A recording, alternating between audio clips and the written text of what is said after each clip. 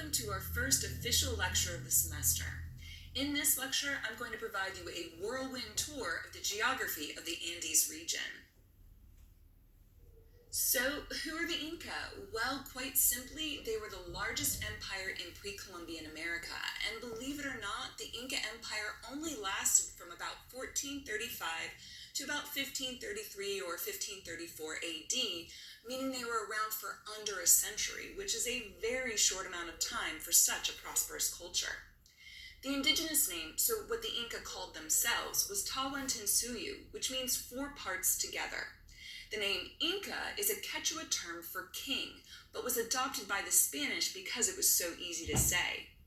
One amazing feat by the Inca was their road system. It was the longest ancient road system in the Western Hemisphere, totaling around 18,600 miles. The Inca territory included Peru, most of modern Ecuador, western and south-central Bolivia, northwest Argentina, north and north-central Chile, and southern Colombia.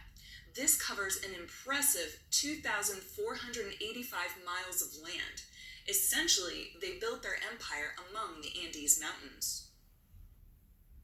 The primary language of the Inca was Quechua, and in fact, that same language is spoken today by 5 million indigenous people. Language and spelling are the most confusing when studying the Inca because there is no standardized orthography, which means letters or spelling. The problem arises because the ancient Inca never developed an alphabet, so there is enormous variation on the spelling of Inca words. For example, take the term Inca and the variations you see here. They all mean the same thing. So in the Getting Started module, I've put together a list of variations of common Inca words and terms that you're probably going to encounter throughout the semester. Okay, let's move on to some geography. The Inca inhabited the most ecologically and biologically diverse territory of any other pre-Columbian civilization. Essentially, it is the land of extreme contrasts, from the vertical terrain of the Andes to dry, low-lying lands along the coast of South America. And every area has its different flora and fauna, meaning animals. However, probably the most distinctive element is the proximity of these radically different ecological zones to each other. For example, only 37 miles of coastal desert separate the Pacific Ocean from the Northern Highlands. The climate in some areas remains constantly hot and humid, while others have sub-freezing temperatures year-round. It is for this reason the Inca territory is divided into the coastal zone, the mountain zone, sometimes called the Andes zone, and the tropical zone. Okay, so now we're going to look at each of these vastly different zones. All right, first up is the coastal zone. This zone stretches more than 1,243 miles from Ecuador to Chile and is almost entirely a desert. Often the coastal zone is subdivided into the north, central, and south coasts. Now here's an interesting fact. 57 rivers feed into the Pacific Ocean through this zone. So despite it being entirely a desert, it does still have some fertile land. These fertile river valleys produced maize, cotton, squash, and cucumber, not to mention gave access to fishing. Additionally, many of the elite Inca were buried along the coast once they died, likely because of the dry earth. The coastal zone is also marked by lomas, which are patches of low-lying vegetation that survive in the barren landscape. These lomas thrive between June and October. Now, the coastal zone is known for experiencing climatic shifts. Most famous of these is El Niño. Now, El Niño is a temporary change in the climate of the Pacific Ocean in the region around the equator and occurs every 4 to 5 years, primarily off the coast of Peru. During this event, coastal waters swell up and flood the land, which can be devastating for those who live there. In addition, the event also brings heavy rains and thunderstorms. Given these conditions, coastal communities had to continually rebuild from the destruction. Furthermore, El Niño is also related to great famines from destroying croplands. Given the drastic nature of this environmental phenomenon, it was incorporated into the religious beliefs of the Inca coastal civilizations. Now moving on to the mountain zone, which, well, consists of major mountain ranges, including the Andes and the Cordilleras. The Andes is the longest mountain chain in the world, running approximately 3,728 miles from north to south.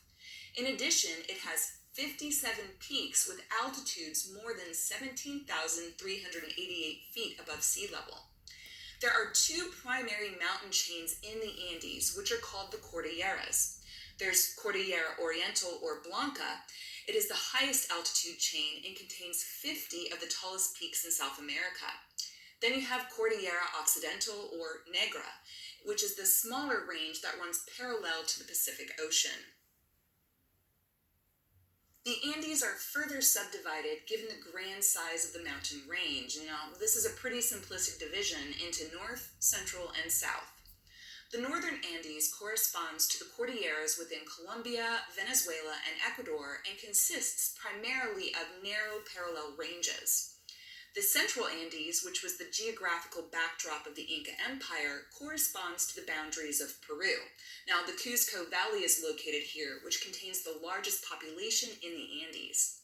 And finally, the southern Andes, which corresponds to the Cordilleras of North and Central Chile and Argentina, and this area is very dry and largely unforested. This particular map displays a nice cross-section of the Andes. You can see the Cordilleras, and note that Cordillera Negra is closest to the ocean. The other terms, like Yungas, for example, are different names for different ecological zones. So press pause, have a look. I'm going to provide this for you in the module so you have reference to it. The final of the three zones is the tropical zone, which is further subdivided into two major areas. The first is the Ceja de Selva, which means the eyebrow of the jungle. The second is the tropical rainforest. The Ceja de Selva consists of the land that lies beneath 9,843 feet along the eastern slope of the Andes. In total, it covers 5,792 square miles and is considered a wet zone with a warmer climate. The area is covered by a thick cloud forest and consists of steep terrain, which means what? It was no good for agriculture. The Amazonian tropical rainforest is probably one of the most famous land features on Earth. It is a hot, humid area, which is a very unique feature for South America, which is typically drier. The area receives an impressive 79 to 157 inches of rain annually. And the people who lived there were distinct from the Inca because they practiced swidden agriculture, also known as slash and burn. In this practice, excess vegetation is burned in an effort to enrich the soil for the next crops. Primary resources from this area included honey, wax, gold, dyes, and feathers. Regardless of what zone you're in, the fauna or animals indigenous to South America are very diverse. Probably the most famous are the camelids, which consists of llama, alpaca, guanaco, and vicuña. And these four animals are displayed in the images on the upper right-hand side of your screen. Llama domestication dates to around 4,500 to 3,100 BCE, and they've been the primary animal used by various cultures through time. Llamas were used a lot because they could bear loads of weight up to 100 pounds, and they were used as sacrificial offerings as well as dried into jerky for food. Another animal common to this region of the world is the vizcacha, which is a small mammal hunted for its meat and its soft fur. Now, there are many more fauna which are further subdivided into domesticated, so for example, the guinea pig, dog, and Muscovy duck, and undomesticated, like deer, monkeys, rabbits, and bats, to name a few, which were all mostly hunted for meat and for fur. Cultivation of crops in the Andes began around 1800 BCE, and different techniques were used. For example, terracing was practiced in higher altitudes. Major crops included maize, which is corn, and yields were unprecedented and thus a large part of the Inca diet. Coca is a leaf grown along the slopes of the Andes and the Ceja de Selva. It was used for medicinal purposes. Primarily, it was chewed with lime to prevent altitude sickness. Next is quinoa, which is a grain cultivated in the highlands where corn couldn't grow. And finally, canija, which is a grain grown in the Andes and can survive in even higher altitudes than quinoa. Additional important geographic features are lakes, with two of the most important being Lake Titicaca and Lake Junin. Lake Titicaca is located in the southeast corner of Peru along the Bolivian border. The lake is 103 miles wide and 37 miles long and is one of the world's highest altitude lakes at approximately 13,123 feet above sea level. The lake has provided food for highland peoples and also plays a significant role in Inca mythology. Lake Titicaca also serves as a resource for totoro reeds, which were used to make straw boats, and also for the use of cochas, which were sunken gardens. In times of drought, farmers would dig down to the water table and grow plants in the cochas. Now, Lake Junin is located a little further away in the central Andes and is sometimes referred to by its Quechua name, which is Chinchay Cocha. This particular lake was exploited for marine resources like fish and algae. Other important water-based geographic resources include rivers. Various important rivers ran through the coast and the highlands, too many to name here. But what is important to note is that many of these rivers connected various sites, were navigable, and were used as a resource for food. Hands down, the most famous and significant river in the region is the Amazon River. The Amazon is the longest river in the world, covering 23 million square miles. Yes, I did say million. And has more than 1,000 tributaries that feed into Brazil, Guyana, Venezuela, Colombia, Ecuador, Peru, and Bolivia. So why is it important for this class? Well, it was the major water source from which the rivers contained within the Inca Empire originate. Now, we can't talk about geography without talking about earthquakes. Earthquakes are frequent in the areas that make up the Inca Empire, occurring at intervals of about a decade. The reason for this? The plate tectonics underneath the Andes are constantly moving, and in fact, earthquakes were so common that they were incorporated into Inca religion and worldviews. For example, Pachacamac, the great oracle located near modern-day Lima, Peru, was considered the lord of earthquakes, and the Inca ruler Pachacuti was known as the Earth Shaker. So that was the physical geography of the Inca region. Now we're going to jump into briefly covering how the Inca themselves viewed the geography of their empire. The vast Inca territory was divided and subdivided in many ways, and each territory corresponded to culturally defined notions of space and the landscape. The Incas compared the layout of their empire to the human body, with Quito, Ecuador as the head and Cuzco as the navel. The four suyus, or quarters, were the largest territorial units of the Inca Empire and were known as Chinchasuyu, Kunitisuyu, Antisuyu, and Collasuyu. The most important location for the Inca was Cuzco Valley. Cuzco Valley, also sometimes referred to as the Sacred Valley, encompassed the heartland of the Inca Empire.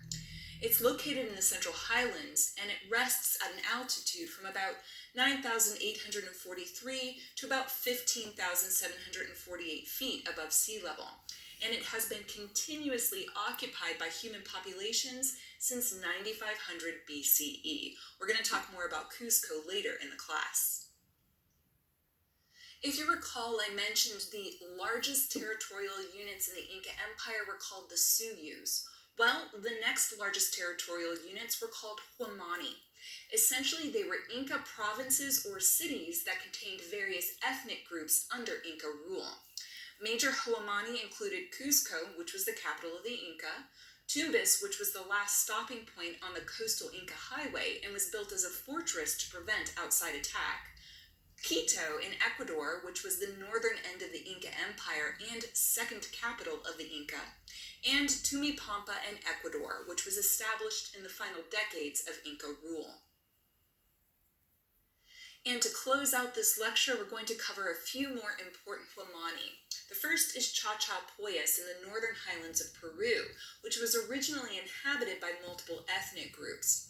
Its territory encompassed a range of ecological niches and was famed for its shamans and warriors. Next, we have Huamachuco in the northern highlands of Peru, which was a tambo as well as a provincial capital. Take note, a tambo was an Inca way station for travelers and royalty. Next, we have Chincha in the Chincha Valley of Peru, which was peacefully integrated into the Inca Empire and was mainly inhabited by merchants. And lastly, Catarpe, which is located on the southern edge of the Inca Empire in northeastern Chile and served as an administrative center as well as a tambo.